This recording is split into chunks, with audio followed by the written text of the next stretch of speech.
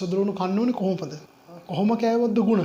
ද්‍රව්‍ය නිසා අපේ පිළිකා සෛල නසන්න නැත්නම් පිළිකා සෛල නැති කරන්න සෑහෙන උපකාරයක් වෙනවා කියලා තමයි හොයාගෙන තියෙන්නේ. හරියකට දාලා නැත්නම් ඒ වගේ උෂ්ණත්වයක් දීලා රත් කරන්න හොඳ නෑ. සුදුරුණු සැරෑයි ළමයි. සුදුරුණු තලනවා. සුදුරුණු තලනකොට සාමාන්‍ය සුදුරුණු කියලා කියන්නේ මේ සැරනේ.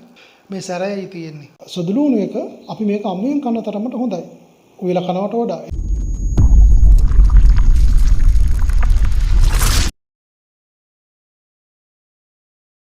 අපේ දේශීය රසකාරකවල සංයෝගකාරකයක් තමයි අපි ළඟට කතා කරන්න යන්නේ. සුදුලුණු garlic. සුදුලුණු ගැන මොනවද ළමයි දන්නේ? සුදුලුණු ගැන මොනවද අහලා තියෙන්නේ? සුදුලුණු වල නිජබිම කොහෙද? මව්බිම? මදර්ලෑන්ඩ් එක කොහෙද ළමයි? අපේ රට ලංකාවනේ. එයාගේ රට කොහෙද? මධ්‍යම ආසියාවේ. මධ්‍යම ආසියාවේ තමයි සුදුලුණු වල මදර්ලෑන්ඩ් එක තියෙන්නේ. වැඩිම හදන රට කොහෙද ළමයි? සුදුලුණු වැඩිම නිෂ්පාදනය කරනවා. ඒ කොහෙද රට? අසල්වාසියෙක්ද? අපිට ගොඩක් උදව් කරනවා. ඉන්දියාව? නෑ. චීනේ තමයි වැඩිපුරම සුදුලුණු අපනයන කරන රට. වැඩිපුරම නිෂ්පාදනය කරන රට. ඒ කට්ටිය තමයි ගොඩක් මේක ආර්ථික භෝගයක් වශයෙන් හදන්නේ. ආර්ථික ලාභ ඉපේම සඳහා ගොඩාක් නිෂ්පාදනය කරන්නේ ඒ රට. තවත් එක නොයෙකුත් රටවල් හදනවා. ඔහොත් වැඩිපුරම හදන්නේ චීනය. සුදුලුණු වල ඉතිහාසය කොහොමද ළමයි?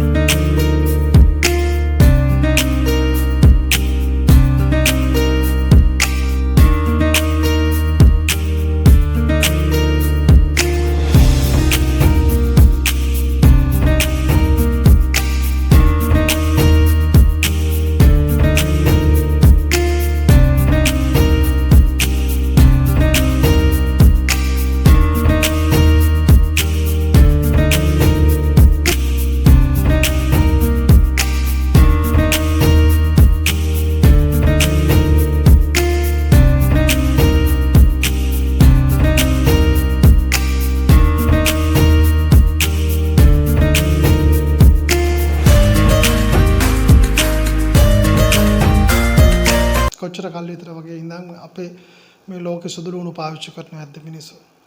අපේ ආයුර්වේදයේ සඳහන් වෙනවා සුදුලුණු අවුරුදු 6000කට විතර වැඩියෙන්.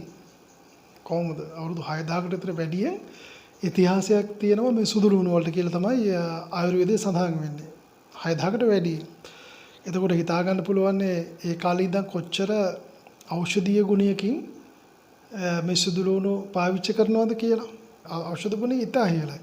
විශේෂයෙන්ම ලෙඩ රෝගවලට සෑහෙන ලෙඩ රෝග සංඛ්‍යාවකට ඒ කියන්නේ අපි හිතන්නකෝ සෙම අමාරුවට කැස්ස පීනසයට මම කීපයයි කියන්නේ. එතකොට පපුවේ මහන්සිය හතිය ඒ සාමාන්‍ය දේවල්. ඊට වඩා මේකේ විශාල දෙයක් තියෙන්නේ ප්‍රතිඋක්ෂීකාරක ගුණිනුත් රසායන ද්‍රව්‍ය ක්‍රියාත්මක වෙනවා.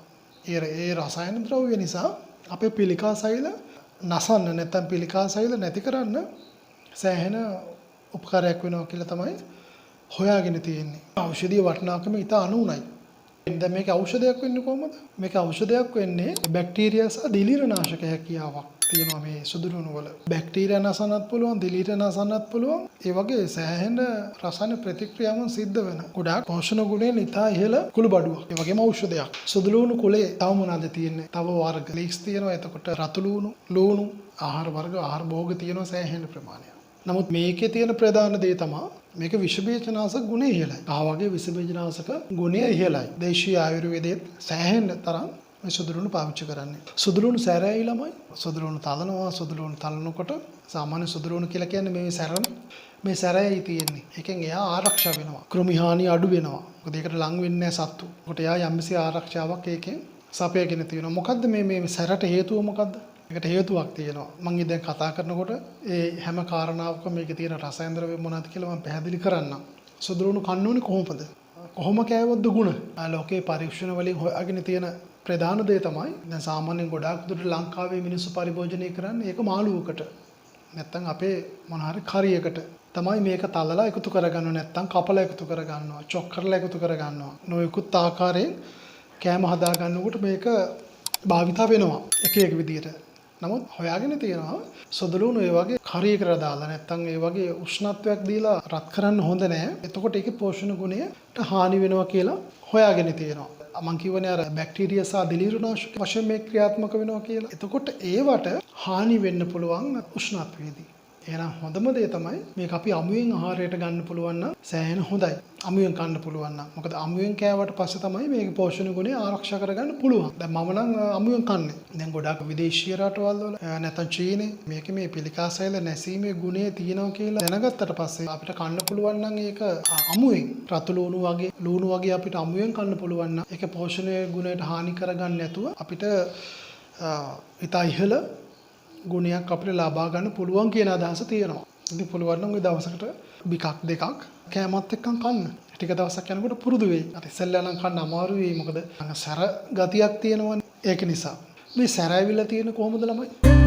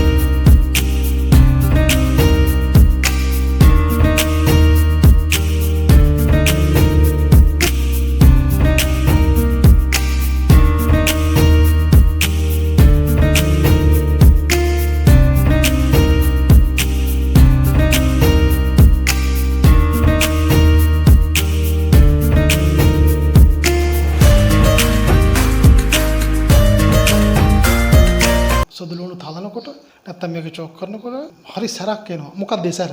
දැන් සොදලුණු කඩනකොට තලනකොට මේ ඇතුලේ තියෙන සෛල බිඳෙනවා. ඒ සෛල බිඳලා ෆයිටෝකෙමිකල්ස් නිදහස් කරනවා. සොදලුණු තලනකොට ඒකේ ෆයිටෝකෙමිකල්ස් එක නිදහස් කරනවා අය.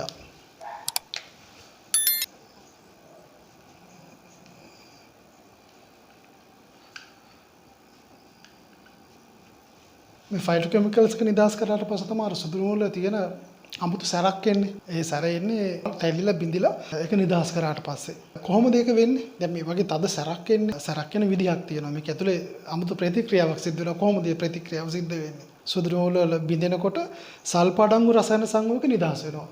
ඒ නිදහස් වෙලා එන්සයිම් සමග ප්‍රතික්‍රියා කරනවා. අපිට ගොඩාක් තද සැරක් එන්නේ එතකොටයි. ඒ වගේ දැන් මේක ඇතුලේ ප්‍රතික්‍රියාව කොහොමද වෙන්නේ? ඒ කියන්නේ අපි කිව්වා මේකේ මේ බැක්ටීරියා නාශක හැකියාවක් තියෙනවා. උට දිලීර නාශක හැකියාවක් තියෙනවා. ඔය එතන සිද්ධ වෙන ක්‍රමයක් තියෙනවා. දැන් බැක්ටීරියා නාශක හැකියාවක් තියෙන එක්තරා රසායන ද්‍රව්‍යයක් තියෙනවා. බැක්ටීරියා නාශක හැකියාවක් තියෙන රසායන ද්‍රව්‍ය මොකද ළමයි? ඇල්ලිසින් කියන රසායන ද්‍රව්‍ය තියෙනවා.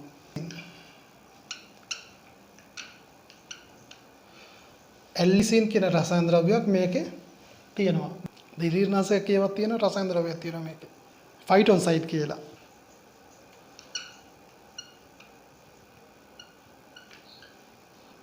බැක්ටීරියා නාශක හැකියාවක් තියෙන ඇල්ලිසින් කියන රසායන ද්‍රව්‍යයයි දිලීර නාශක හැකියාවක් තියෙන ෆයිටොන්සයිඩ් එකයි එකට ප්‍රතික්‍රියා කරනවා. ඒක තමයි මේකේ ගොඩාක් ඉහළ සැරක් ඒ වගේම විශේෂයෙන් මේකේ පිළිකා සෛල නසන්න පුළුවන් රසායන ද්‍රව්‍ය මේක ඇතුලේ ක්‍රියාත්මක වෙනවා. බැක්ටීරියා නාශක ගුණය තහියල තියෙන එකයි.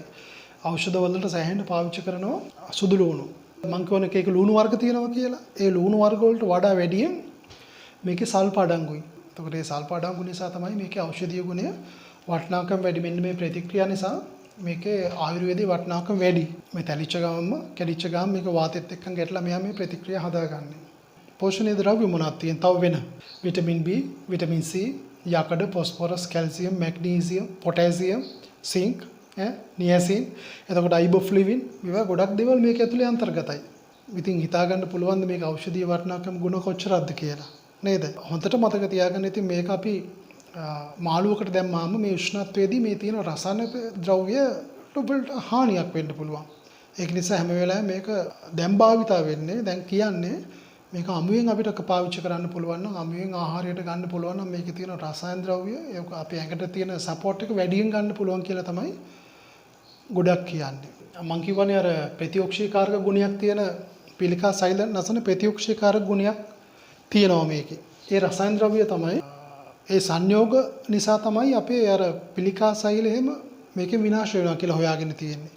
මොකද්ද සංයෝග? මේ ෆ්ලැවොනොයිඩ්ස් එක. මේක තමයි පිළිකා සෛල නැසන ප්‍රතිඋක්ෂේකාරකයෙන් යුතු සංයෝගය ෆ්ලැවොනොයිඩ්ස් කියන එක. මේක සහන අන්තර්ගතයි මේ සුදු ලුණු වල. ඖෂධීය වටිනාකම ගුණ වැඩි මේකේ. අපි අර කලින් කතා කරානේ කැරට් සම්බන්ධව. ඒකට කැරට් අමුයෙන් කෑවහමද ගුණ උයලා කෑවහමද?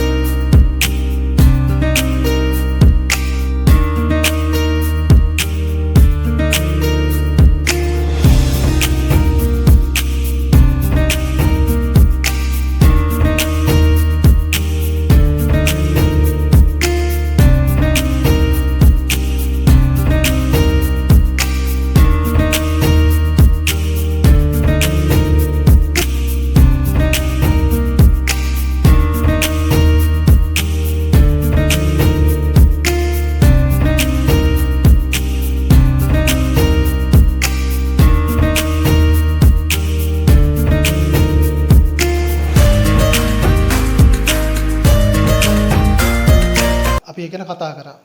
කැරට් අමුයෙන් කාලා ගුණ නැහැ. කැරට් කන්න ඕනේ උයලා. මොකද කැරට් එකට ඒ කැරට් කියන නම හැදිලා තියෙන එක කැරොටින් කියන රසායන ද්‍රව්‍ය නිසා.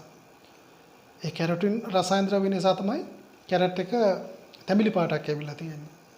අපි කියන කතා කරානේ. එතකොට ඒක ගුණ තියෙන්නේ ඉව්වට පස්සේ. ඒ කැරටින් එක ඇඟට උරා ගන්න පුළුවන් විදිහට හැදෙන්නේ ඉව්වට පස්සේ. දිය වෙලා, මෙල්ට් වෙලා. සුදු ලුණු එක අපි මේක අමුයෙන් කන තරමට හොඳයි. උයලා කනවට වඩා ඉතින් එකට එක වෙනස්. ඔයගේ ආහාර ගැන අපි අන්න ඒ වගේ දැනගන්න ඕනේ. අපි මේකට කොහොමද කන්නේ මේක? එතකොට එක එක විදියට ප්‍රතික්‍රියා කරන ආකාරය දැනගත්තාම හරි ලස්සන එක ෂොක්. මේකේ අභ්‍යන්තරයේ මොනවද තියෙන්නේ? මේක ක්‍රියාත්මක වෙන්නේ කොහොමද කියන කාරණේ ඉතින් මට පුළුවන් විදිහට මම ඔය කටට දැනුවත් කරනවා. ඒක ඒ දේවල් ඇත්තෙන්ම හරි ආසයි ඉගෙන ගන්න. මොකද අපි නිකම්ම එතකොට කෑමක් ගිහිල්ලා හදන්නේ නැහැ නේ? අපි එතකොට ඒක දැනගෙනයි අපි කෑම හදන්නේ. ඉතින් ඒ වගේ දෙයක් හරි විදිහට අපි දැනගත්තට පස්සේ හරි ආසයි ඒකේ.